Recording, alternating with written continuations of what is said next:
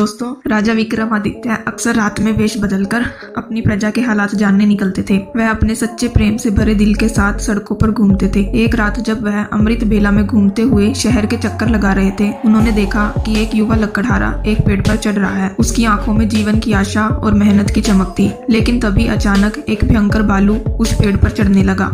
राजा ने आश्चर्य से देखा कि भालू कैसे उस पेड़ पर चढ़ रहा है, क्योंकि यह आमतौर पर भालू की आदत नहीं होती।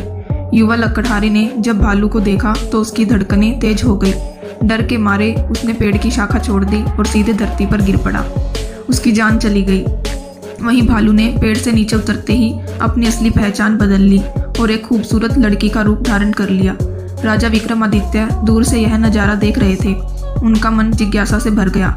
वह सोचने लगे, यह लड़की अब क्या करेगी। कुछ ही समय बाद राजा के दो सैनिक जो रात की गश्त पर थे वहां पहुंचे। संयोगवश वे असली भाई थे।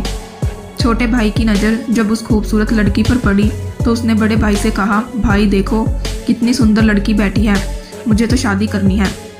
बड़े भाई ने कहा, नहीं, जब तक मैं हूँ तुम मुझसे शादी नहीं कर सकते, मुझे पहले उसका हाथ मांगना चाहिए। छोटे भाई ने तुरंत विरोध किया, मैंने उसे पहले देखा है, इसलिए मैं उससे शादी करूंगा।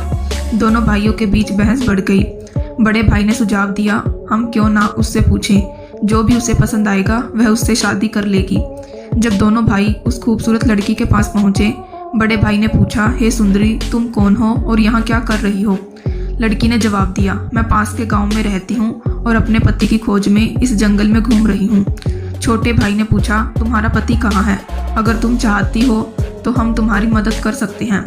लड़की ने मुस्कुराते हुए कहा, मैं अभी अविवाहित हूँ और एक योग्य व्यक्ति की खोज में हूँ। छोटे भाई ने गर्व से कहा, हम दोनों भाई अभी अविवाहित हैं, तुम चाहो तो किसी एक से शादी कर सकती हो।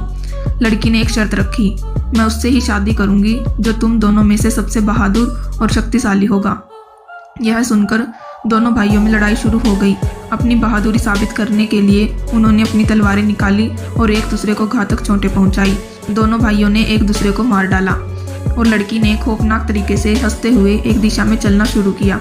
राजा विक्रमादित्य जो दूर से यह सब देख रहे थे, एक कदम और बढ़ते हुए उस लड़की का पीछा करने लगे। लेकिन इस घटना ने उनकी सोचने की शक्ति को जकड़ लिया। सूरज की किरणें धीरे धीरे चमकने लगी, पर राजा विक्रमादित्य अपनी भूख और प्यास को भूल चुके थे। उनकी जिज्ञासा उस रहस्यमय लड़की के बारे में जानने की थी। लगभग 200 कदम चलने के बाद राजा विक्रमादित्य की आंखें फिर से चौंधिया गई। अब उस खूबसूरत लड़की ने अपना रूप बदलकर एक जहरीले नाग का रूप धारण कर लिया। वह नाग तेजी से आगे बढ़ा। नाग ने एक नदी के किनारे पहुंचकर कुछ क्षण रुका और फिर अचानक नदी में कूद गया। राजा विक्रमादित्य उस किनारे पर खड़े होकर यह सब देख रहे थे। थोड़ी ही देर में नाग ने एक नाव पर छलांग लगा दी, जिसमें लगभग 20 से 25 लोग सवार थे। जैसे ही नाग ने नाव में प्रवेश किया, वहां अफरा तफरी मच गई। लोग अपनी जान बचाने के लिए नदी में कूद पड़े। जो तैरना जानते थे वे तैरकर किनारे पर पहुंच गए और जो नहीं जानते थे वे डूबकर मर गए। कुछ समय बाद नाग फिर से नदी से बाहर आया और नदी के किनारे चलने लगा। विक्रमादित्य ने उस नाग का पीछा करना जारी रखा। कुछ देर जाने के बाद राजा विक्रमादित्य ने फिर से देखा कि वह नाग एक वृद्ध ब्राह्मण के रूप में बदल गया है। राजा ने सोचा, अब यह सही समय है इस रहस्यमयी प्राणी से जानकारी प्राप्त करने का। विक्रमादित्य तेज कदमों से उस ब्राह्मण के पास पहुंचे और हाथ जोड़कर नमस्कार किया। वृद्ध ब्राह्मण ने भी हाथ उठाकर अभिवादन स्वीकार किया और आशीर्वाद दिया। राजा विक्रमादित्य ने वृद्ध ब्राह्मण से पूछा, हे ब्राह्मण देव, तुम कौन हो। ब्राह्मण ने निराशा से कहा, क्या तुम नहीं देख सकते, मैं एक ब्राह्मण हूँ। राजा ने फिर से कहा, तुम झूठ बोल रहे हो, तुम ब्राह्मण नहीं हो ना। ब्राह्मण ने चिढ़ते हुए कहा, फिर तुम मुझे बताओ मैं कौन हूँ। राजा ने कहा, तुम वह नहीं हो जो तुम दिखते हो। ब्राह्मण ने उत्तर दिया, जो भी मैं हूँ तुम्हें उससे क्या मतलब, तुम अपने काम से काम रखो और अपनी राह देखो। राजा विक्रमादित्य ने दृढ़ता से कहा, मैं तुम्हें बिना सच जाने नहीं छोड़ सकता, तुम्हें सच बताना ही होगा। ब्राह्मण ने फिर कहा, मैंने तुमसे कहा ना कि मैं एक ब्राह्मण हूँ। राजा ने कहा, तुम मुझसे झूठ नहीं बोल सकते, मैंने तुम्हें तब से देखा है जब तुमने लकड़हारे को मार डाला था। फिर तुमने एक सुंदर लड़की का रूप धारण किया और उन दो सैनिकों को एक दूसरे को मारने पर मजबूर किया। फिर तुम जहरीले नाग में बदल गए और नदी में कूद पड़े। तुमने नाव पर सवार लोगों में अफरा तफरी मचाई। अब तुम एक वृद्ध ब्राह्मण के रूप में हो। सच सच बताओ तुम कौन हो। राजा विक्रमादित्य की बातें सुनकर ब्राह्मण ने कहा, अगर मैं नहीं बताऊं तो तुम क्या करोगे। राजा ने अपनी तलवार निकालते हुए कहा, तब तैयार हो जाओ मरने के लिए। तुम्हें नहीं पता कि यह विक्रमादित्य की नगरी है। तुम इतने लोगों की जान लेकर इस पवित्र राजा के राज्य में जीवित नहीं रह सकते। अब सच्चाई बताओ। ब्राह्मण ने राजा की इस प्रशंसा पर जोर से हंसते हुए कहा, मुझे पता है कि यह शहर सम्राट विक्रमादित्य का है और तुम वही विश्व प्रसिद्ध सम्राट हो। फिर भी एक बात जान लो, तुम मुझे नहीं मार सकते। एक दिन आएगा जब मैं तुम्हें मरने पर मजबूर कर दूंगा। राजा विक्रमादित्य उसकी बातों को सोचने लगे। जो इस भेष में भी मुझे पहचानता है वह साधारण व्यक्ति नहीं हो सकता। फिर उन्होंने थोड़ी विनम्र दिखाई और कहा, जब तुमने मुझे पहचान लिया है, कृपया मुझे बताओ कि तुम सच में कौन हो। ब्राह्मण ने कहा, तुम एक राजा हो और राजहट पर अड़े हुए हो, इसलिए मुझे तुम्हें सारी बातें बतानी पड़ेंगी, मगर तुम मेरी बातों में विश्वास नहीं करोगे। इसलिए सबसे पहले मुझे तुम्हें बताना होगा कि मैं कौन हूँ। हे राजा, ब्राह्मण ने कहना शुरू किया, अब ध्यान से सुनो कि मैं कौन हूँ और तुम्हारी राजधानी में क्यों आया हूँ। मेरा नाम काल है। तुम जानते हो कि इस दुनिया में जन्म लेने वाले सभी जीवों की मृत्यु निश्चित है, इसलिए इस भूमि को मृत्युलोक भी कहा जाता है। जब कोई जीव माँ के गर्भ में आता है तो सब कुछ बनने के बाद आत्मा उसमें प्रवेश करती है और जीवन जागृत होता है। इसी समय उसके मृत्यु का समय, स्थान और परिस्थितियां भी सृष्टिकर्ता द्वारा निर्धारित की जाती हैं।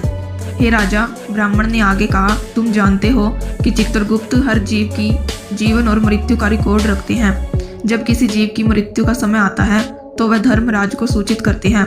अब चूंकि सभी जीवों की मृत्यु और मुक्ति का विभाग भगवान शिव के पास है, इसलिए धर्मराज भगवान शिव से अनुमति मांगते हैं कि उस जीव को मृत्यु दी जाए।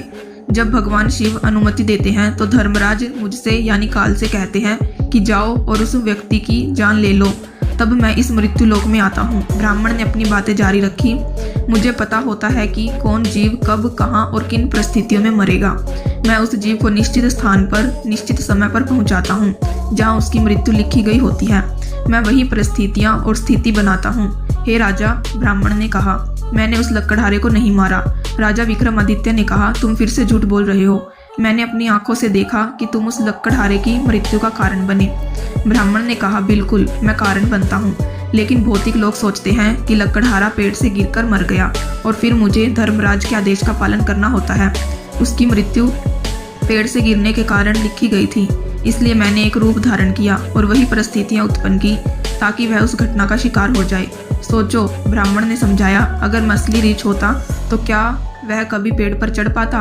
वह कभी नहीं चढ़ सकता था, लेकिन मैं वहां था और मेरे लिए कुछ भी असंभव नहीं है। अगर हम उन सैनिक भाइयों की बात करें तो मैंने उन्हें भी नहीं मारा, क्योंकि उनकी मृत्यु एक दूसरे के हाथों लिखी गई थी। इसलिए मैंने उनके लिए एक सुंदर लड़की का रूप धारण किया। नाव में जो कुछ लोगों की मृत्यु डूबने के कारण हुई, उनकी मृत्यु भी इसी तरह लिखी गई थी।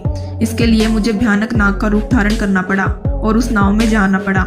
ब्राह्मण ने राजा की ओर देखा और कहा, हे राजा, मुझे लगता है कि अब तुम समझ गए होंगे कि मैं कौन हूँ और क्यों आया हूँ, और तुमने यह भी समझ लिया होगा कि समय, स्थान और परिस्थितियों का भौतिक जीवन में कितना महत्वपूर्ण रोल होता है। राजा विक्रमादित्य ने काल के रूप में उपस्थित बूढ़े ब्राह्मण की बातें ध्यान से सुनी और उनके चेहरे पर गंभीरता छा गई। काल ने कहा, हे राजा, अब मैं जा रहा हूँ। राजा विक्रमादित्य ने विनम्रता से कहा, हे कालदेव, आपने मुझे बहुत अच्छी जानकारी दी है, जिसके लिए मैं आपका धन्यवाद करता हूँ। कृपया जाने से पहले मेरा एक और सवाल का जवाब दें। काल ने कहा, पूछो, जो भी पूछना है जल्दी पूछो, क्योंकि मेरे पास यहाँ रहने का ज़्यादा समय नहीं है। राजा ने पूछा, कृपया बताएं कब और कहाँ और कैसे मेरी मृत्यु होगी। कालदेव ने उत्तर दिया, हे राजेंद्र, मैं तुम्हें बता सकता हूँ कि तुम कहाँ और कैसे मरोगे, लेकिन कब मरोगे यह नहीं बता सकता। राजा विक्रमादित्य ने आश्चर्य से पूछा, हे कालदेव, मृत्यु का समय बताने में तुम्हारी क्या आपत्ति है? काल ने गंभीरता से कहा, हे राजा, अगर मैं तुम्हें समय पहले से बता दूं तो तुम इसी पल से चिंता करने लगोगे, और तुम जानते हो चिंता चिता के समान होती है। अभी तुम्हें अपने शासन में कई शुभ कार्य करने हैं और लोगों के कल्याण के लिए महान कार्य करने हैं। राजा विक्रमादित्य ने संतोष से कहा, ठीक है, अगर समय नहीं बता सकते तो कम से कम मुझे बताएं कि मैं कहाँ और कैसे मारा जाऊंगा। काल ने कहा, सुनो राजन, तुम्हारी मृत्यु तुम्हारे अपने महल में सीढ़ियों से फिसल कर होगी। यह सुनकर राजा विक्रमादित्य की आंखें चौड़ी हो गई। काल ने अपनी बात कहकर तेजी से एक दिशा में चलना शुरू किया और कुछ दूरी पर वह दृश्य हो गया। अब तक सूर्यदेव भी अस्त हो चुके थे और चारों ओर अंधेरा छा गया था। राजा विक्रमादित्य अब शारीरिक और मानसिक रूप से थक चुके थे। अपने मन में गहरी सोच के साथ उन्होंने तेज कदमों से अपने महल की ओर बढ़ना शुरू किया। दोस्तों, आज की कहानी ने हमें एक गहरे सत्य से अवगत कराया कि काल किसी का इंतजार नहीं करता।